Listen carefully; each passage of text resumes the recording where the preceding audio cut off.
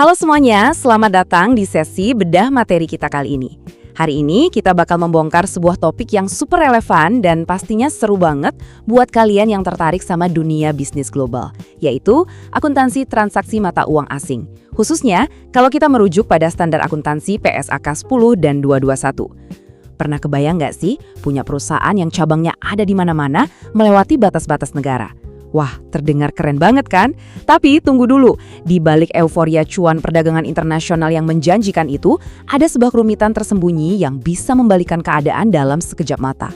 Ya, tebakan kalian benar, nilai tukar mata uang asing. Coba bayangin deh skenario ini. Apa yang sebenarnya terjadi pada laba perusahaan kalian kalau tiba-tiba dolar Amerika Serikat melonjak tajam dalam semalam? Ini bukan sekadar wacana ekonomi makro yang ada di buku teks loh.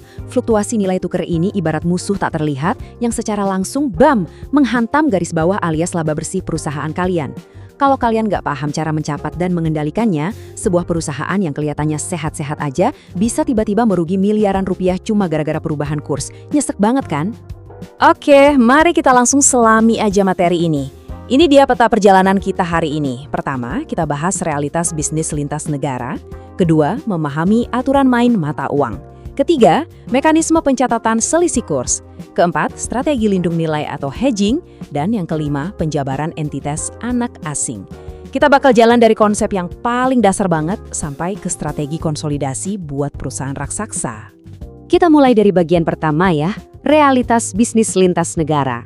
Di era globalisasi kayak sekarang, perusahaan modern tuh udah nggak bisa cuma main aman jago kandang pakai rupiah aja. Supaya bisa bersaing, mereka harus berani ekspor barang ke Eropa, impor bahan baku dari Tiongkok, atau bahkan ambil pinjaman modal dalam bentuk dolar AS atau yen Jepang. Nah, menariknya, ini tuh kayak pedang bermata dua. Di satu sisi, keuntungannya gila-gilaan. Pasar konsumen jadi jauh lebih luas, akses bahan baku bisa lebih murah, plus diversifikasi usaha. Tapi di balik itu semua, ada resiko yang siap menerkam kapan aja. Ada resiko gagal bayar, resiko politik internasional, dan yang bakal jadi fokus utama kita, resiko fluktuasi kurs. Bener-bener satu pergeseran kecil aja di nilai tukar, dampaknya bisa merembet kemana-mana buat kesehatan finansial perusahaan. Nah, sekarang kita geser ke bagian kedua, memahami aturan main mata uang. Sebelum kita mulai pusing mikirin angka-angka dan jurnal, kita harus tahu dulu nih, kalau di Indonesia, dunia akuntansi itu nggak ngebiarin kita main catat transaksi falas sembarangan. Kita punya pedoman ketat, yaitu PSAK 10 dan PSAK 221. Aturan pertama dan paling basic dari pedoman ini adalah membedakan dua konsep krusial, mata uang fungsional dan mata uang pelaporan.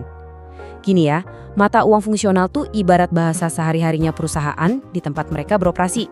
Contohnya, PT Nusantara yang beroperasi penuh di Indonesia, bayar gaji pakai rupiah, jualan juga pakai rupiah. Jelas dong, mata uang fungsionalnya rupiah.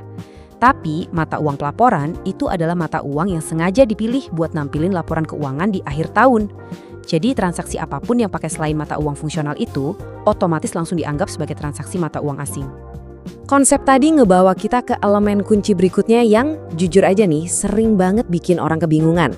Yaitu perbedaan antara pos moneter dan pos non-moneter. Kenapa sih kita harus repot-repot peduli sama pemisahan ini? Karena standar akuntansi memperlakukan mereka dengan cara yang beda banget. Pos moneter itu gampangnya adalah aset atau liabilitas yang wujudnya berupa uang tunai dalam jumlah tetap di masa depan, kayak kas, piutang, dan utang. Nilainya ini bakal sangat terpengaruh sama kurs pas laporan ditutup. Beda cerita sama pos non-moneter, contohnya persediaan barang atau mesin pabrik. Mereka ini nggak punya nilai kas tetap di masa depan. Makanya pos non-moneter biasanya bakal anteng aja dicatut pakai kurs historis, alias kurs pas transaksi itu pertama kali terjadi. Dan nggak perlu repot-repot disesuaikan lagi sama kurs penutup. Oke, kita masuk ke bagian ketiga. Ini nih inti dari pembahasan seru kita. Mekanisme pencatatan selisih kurs. Gimana sih proses aslinya di lapangan? Pas teori akhirnya ketemu langsung sama realitas pembukuan? Sebenarnya gampang, ada 4 langkah logis yang harus kalian lewati.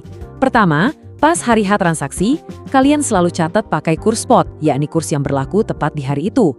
Kedua, pas udah nyampe di akhir periode pelaporan, coba cek semua pos moneter kalian dan sesuaikan nilainya pakai kurs penutup di tanggal neraca.